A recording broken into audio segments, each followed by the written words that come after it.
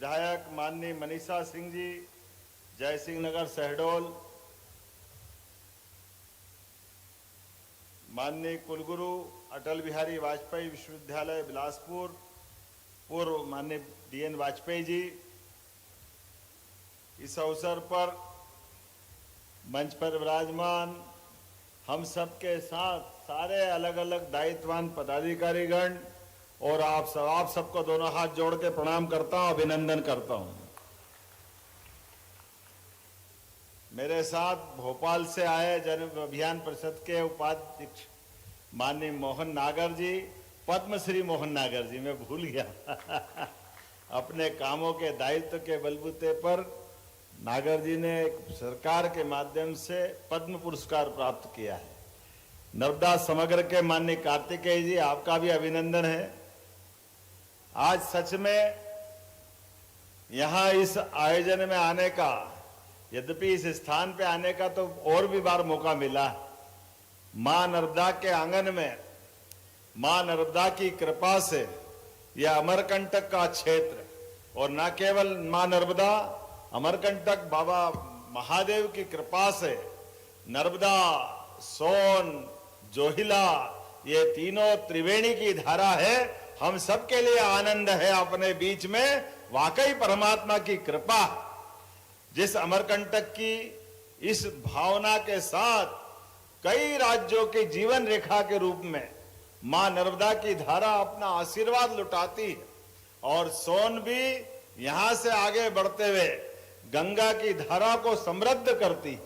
हमारे लिए सौभाग्य की बात है, आज के इस दौर में सच में हमारे जीवन भर का पुण्य अगर हो तो अमरकंटक आने का मौका मिलता है। मैं अपने आप को धन्य मानता हूं, अपने आप को सौभाग्यशाली मानता हूं।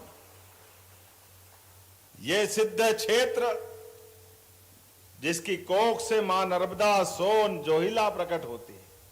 वाकई परमात्मा ने जब सृष्टि रची, पृथ्वी का अपना स्वरूप बना, इस क्षेत्र को विशेष आशीर्वाद मिला, जिसके बलबूते पर हजारों हजारों लाखों साल से, कब से है कोई नहीं जानता, लेकिन जब से सृष्टि है तब से अमरकंटक अमर है, ये पक्की बात है। ये आनंद हम सबके बीच में, वो पुण्य धरा जिसके लिए मैं अपनी ओर से हमारे परम पूज्य भगवत शरण माथुर जी को स्मरण करता हूं।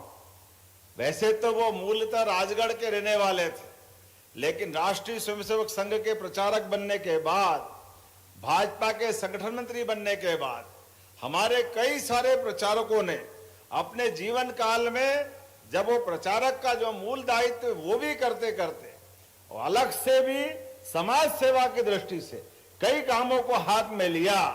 ऐसे ही हमारे एक और स्वर्गीय अनिल दवे जी को स्मरण करता हूं, जिनके माध्यम से नर्मदा समग्र के बलबूते पर नर्मदा जी की धारा अविरल प्रवाहित होती रहे।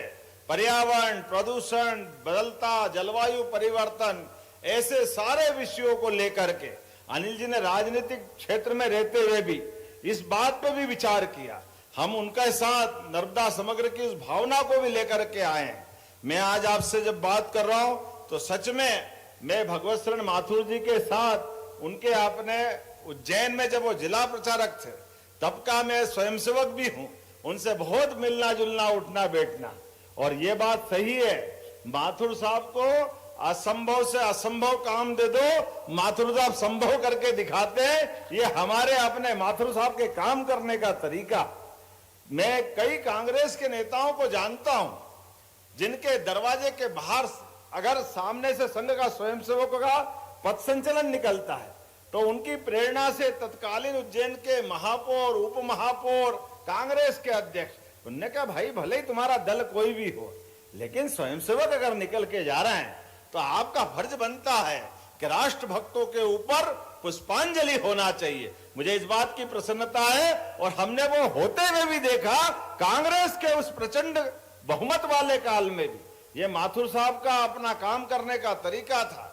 ये हमारा पूरा विंध्य का, महाकौशल का, इस बेल्ट में कई चुनौतियां थी, लेकिन हमारी अपनी इस राजनीतिक धारा को मजबूत करने के लिए असंभव से असंभव काम को भी करते हुए इस पूरे विंध्य को मुझे इस बात की प्रसन्नता है, अभी 2-3 बार से तो ऐसा हुआ है कि हमारा जो समृद्ध क्षेत्र था मालवा वो 19 रह जाए, लेकिन विंध्य 20 रहता है। ये माथुर साहब की मेहनत का परिणाम है, हमें इस बात का भी आनंद है। और ये हरा भरा क्षेत्र कितना आनंद के साथ कैसा अच्छा लगता है।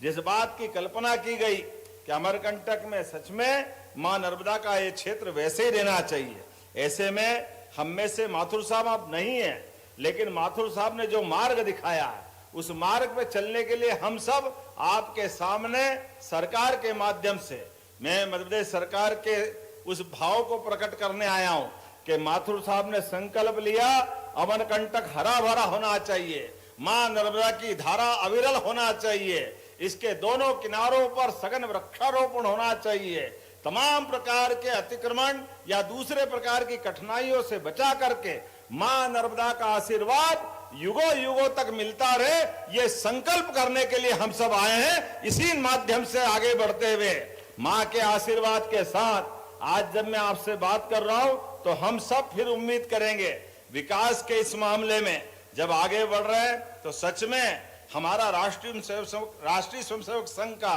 ये शताब्दी वर्ष भी चल रहा है। ऐसे में पंचनिष्ठाओं के आधार पर 5 महत्वपूर्ण आयामों के बलबूते पर परिवार को संस्कारित करना, सामाजिक समरसता को बढ़ावा देना, पर्यावरण के प्रति अपनी जिम्मेदारी निभाना, स्वदेशी और आत्मनिर्भरता को अपनाना और नागरिक कर्तव्यों का ईमानदारी से पालन करना, ये 5 परिवर्तनों के बलबूते पर संघ ने अपनी इस वैचारिक प्रतिबद्धता के बलबूते पर आगे बढ़ने का निर्णय किया। और ये होना भी क्यों नहीं चाहिए, सामाजिक समरसता में आज इस बात की अत्यंत आवश्यकता है। वैसे भी कल बाबा साहब डॉक्टर भीमराव अंबेडकर की जयंती है, उसकी पूर्व संध्या पर भी मैं आपको बधाई देना चाहूंगा और उम्मीद करूंगा बाबा साहब के माध्यम से जो उन्होंने जीवन भर अपने मूल सिद्धांतों के साथ हमारे हिंदू समाज की विविधताओं के साथ जो जातिगत बुराइयां थी उससे बाहर लाते हुए कमजोर से कमजोर आदमी के बीच में भी समता का भाव हो, समानता का भाव हो। लगभग 1000 साल की गुलामी का दौर भारत का रहा है। ऐसे में जब देश को आजादी मिली है तो यह अक्षुण्ण रहना चाहिए। लंबे समय तक भारत के लोग भारत की उस स्वाधीनता को गले लगाकर दुनिया के सामने भारत की सनातन संस्कृति की धारा को, उज्जवल धवल धारा को दुनिया के सामने प्रकट करते हुए मानवता के मूल गुणों को स्थापित करने के लिए आगे बढ़ते रहे।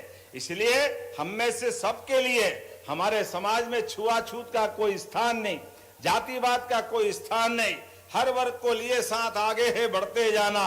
विषमता के ऐसे कई विषबेलों को खत्म करते हुए हम समानता की बात करें, आज इस बात की आवश्यकता है। दूसरा, हमारे सबके सामने परिवार के अंदर परिवार की ताकत, बच्चे बूढ़े जवान सब मिलकर के परिवार का भाव बनाएं और परिवार के भाव में अंदर की आत्मीयता को बनाएं। ऐसा मौका आना चाहिए कि परिवार के लोग एक समय एक साथ भोजन करें, अपने बच्चे बच्ची बड़े सबके साथ। उनकी अपनी जीवन की कठिनाइयां तो अलग अलग तरह से सब निपटते हैं, लेकिन परिवार भाव को बढ़ाने की आवश्यकता है।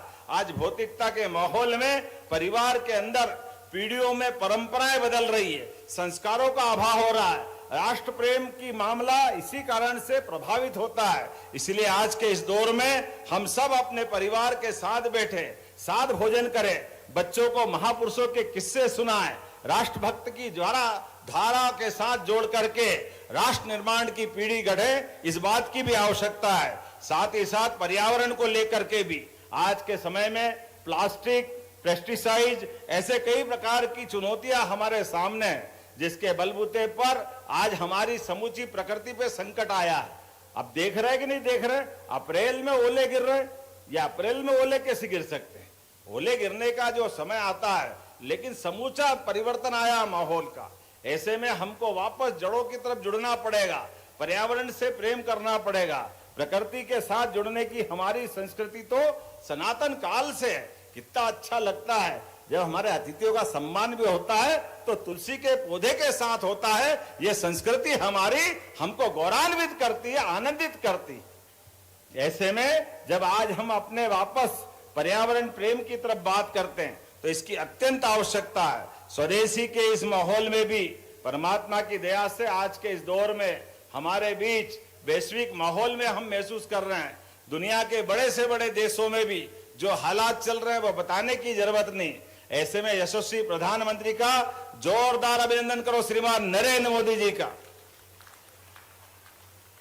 जिन्होंने सरकार बनाने के समय इस बात को देख लिया था कि हाँ, हमारे देश में ये रिफाइनरियां होना चाहिए, पेट्रोल डीजल का पर्याप्त भंडारण होना चाहिए, देश दुनिया की आने वाली चुनौतियों में मुकाबला करने के लिए तैयार रहना चाहिए। इसलिए सब तरह से देश को महफूज रखते हुए, ताकतवर रूप से समाज को संगठित करते हुए, सेना को सशक्त करते हुए मोदी जी ने देश को समय के पहले सावधान किया। इसलिए आज पूरे दुनिया के अंदर उथल पुथल है, लेकिन हमारा देश ताकत के साथ खड़ा है। ये हमें अपने मोदी जी की सरकार पे गर्व है, अपने उस विश्वास की विजय है जिसके बलबूते पर हमारी सरकार चुनाव में जाती है। आज जब मैं आपसे बात कर रहा हूं तो सच में परिवर्तन के इस दौर में हमको अपने उस संस्कारों के साथ विरासत से विकास की तरफ भी बढ़ना पड़ेगा,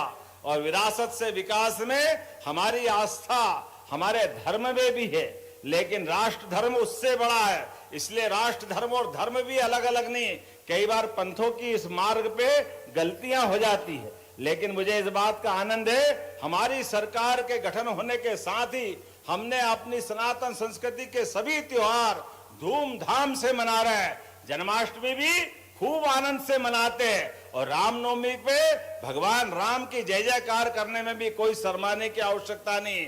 नर्मदा जयंती का भी जो आनंद आता है, ऐसे गोवर्धन जयंती का आनंद आता है। प्रत्येक त्योहार आनंद से मनाते हुए इन त्योहारों में छिपे हुए संदेश के बलबूते पर हम और आप सब मिलकर के देश के साथ प्रदेश को भी आगे बढ़ाना है, कदम से कदम मिलाकर आगे चलना है। और ऐसे प्रकल्प में आके तो सच में मन प्रसन्न हो गया। जोरदार अभिनंदन करें माननीय माथुर साहब के इस प्रकल्प का भी, भगवत शरण माथुर जी का। और हमारे रामलाल रोतेल जी से मैंने कहा था कि आज कोई डिमांड मत करना, लेकिन आपने कर दी तो कोई बात नहीं। जब आपने बात रखी है तो ये गौशाला को अनुदान चालू करा देंगे, चिंता मत करना। आपके अपने इस स्थान की गौशाला को मध्य प्रदेश सरकार की ओर से, और आपने कहा प्रवचन और बाकी स्थान की कोई जरूरत है, आप एस्टिमेट भिजवाना, कलेक्टर यहां से मेरे अपनी तरफ से मंजूरी देने की घोषणा करता हूं कि हाँ, यहाँ हमारे सभी प्रकार के कार्यक्रम को बढ़ाने के लिए वो सब भी आवश्यक है। लेकिन एक निवेदन है, पर्यावरण हितैषी बनाना। ये सीमेंट कंक्रीट के जंगल हमारे अमरकंटक की शोभा को रोकते हैं, हमारी अपनी पवित्र धारा की तरफ भी हमको देखने की आवश्यकता है। जब मैं बात करा तो छोटी मोटी ताली थोड़ी बजना चाहिए, अच्छा दिल खोल के ही बजाओ, आनंद के साथ। हम जो भी करें अमरकंटक को सामने रख के करें, और अमरकंटक रहेगा तो सच में हमारा मध्य प्रदेश हरा भरा रहेगा। मध्य प्रदेश के गांव गली मोहल्ले में आनंद छाया रहेगा। मैं आज के इस अवसर पर, जब बदलते दौर में भारत बढ़ रहा है, सामर्थ्य, निर्णय, परिश्रम से हम विकसित और आत्मनिर्भर मध्य प्रदेश की तरफ ताकत के साथ बढ़ते रहेंगे। मेरी अपनी ओर से एक बार फिर भगवत शरण माथुर जी को स्मरण करता हूं। जन अभियान परिषद भी, जलगंगा अभियान के माध्यम से मध्य प्रदेश सरकार भी हमारे सभी जल स्रोतों की चिंता कर रही है। तमाम कुएं, बावड़ी, नदी, नाले, तालाब, हर स्थान पर लगभग हम 3 महीने काम करने वाले हैं। गुड़ी पड़वा से गंगा दशमी तक, और नर्मदा समग्र भी उसी में जुड़ा हुआ है। हमने नर्मदा जी के लिए भी संकल्प लिया है। एकमात्र मां नर्मदा ऐसी है जिसके किनारे की परिक्रमा होती है। इतनी पवित्र नदी है नर्मदा जी, जोरदार अभिनंदन करें अपनी माता के लिए। और परिक्रमा करने वाले भी क्या भाग्यशाली है, ऐसा लगता परिक्रमावासी देवदूत की तरह आते हैं, अपने जीवन में केवल संकल्प करते हैं और निकल पड़ते हैं। तमाम प्रकार के जितने भी सांसारिक झंझट रहते हैं सबको घर पे छोड़ के आते हैं, लेकिन मां नर्मदा के आशीर्वाद से कोई भूखा नहीं सोता है, कोई परेशान नहीं होता है। अरे कितना अच्छा लगता है। कई बार गरीब से गरीब आदमी के दरवाजे भी अगर नर्मदा भक्त परिक्रमावासी पहुंच जाए और उसकी थाली में अगर एक रोटी है तो भी वो नर्मदा परिक्रमा वासी को दे करके अपना जीवन धन्य करता है। कितनी पवित्रता है, कितना आनंद आता है। सच में मां नर्मदा की कृपा से ये परिक्रमा की जो वास्तव में पवित्रता है, हमारी सरकार ने इस पवित्रता को बनाने का निर्णय किया है। इसलिए सभी विभागों को जोड़ करके यथा योग्य प्रकार से परिक्रमा वासियों के लिए परिक्रमा स्थल अच्छे बने, परिक्रमा वासियों के रास्ते के मार्ग का निर्धारण हो। कई प्रकार की कठिनाइयां हैं, लेकिन पर्यावरण की भी चिंता करते हुए पर्यावरण के लिए जो जो हो सकता है वृक्षारोपण से लगा करके नर्मदा जी के किनारे और सहायक नदियों पे भी जो जो कर सकते वो सब करने का प्रयास करेंगे। लगातार हमारी सरकार बीते 2 साल से इस पे काम कर रही है। इसलिए यहाँ के बाद एक बड़ी बैठक हम अपनी सरकारी स्तर पे भी करने आए हैं, जिसके माध्यम से भविष्य में अमरकंटक और हरा भरा हो, यहाँ के जीवन में और आनंद आए और युगों युगों तक अमरकंटक जाना जाए, ये हमारा सबका प्रयास होना चाहिए। इसलिए आप सबको भी एक बार प्रणाम करते हुए मेरे साथ सब बोलेंगे, नर्मदे महारानी की। बहुत बहुत धन्यवाद। भारत माता की जय। माननीय प्रदेश के यशस्वी मुख्यमंत्री जी के उद्बोधन के पश्चात मैं आभार ज्ञापन के लिए अनुरोध करूंगा श्री नर्मदे हर सेवा न्यास ट्रस्ट के सदस्य श्री योगेंद्र चतुर्वेदी जी से कि आज के आभार ज्ञापन के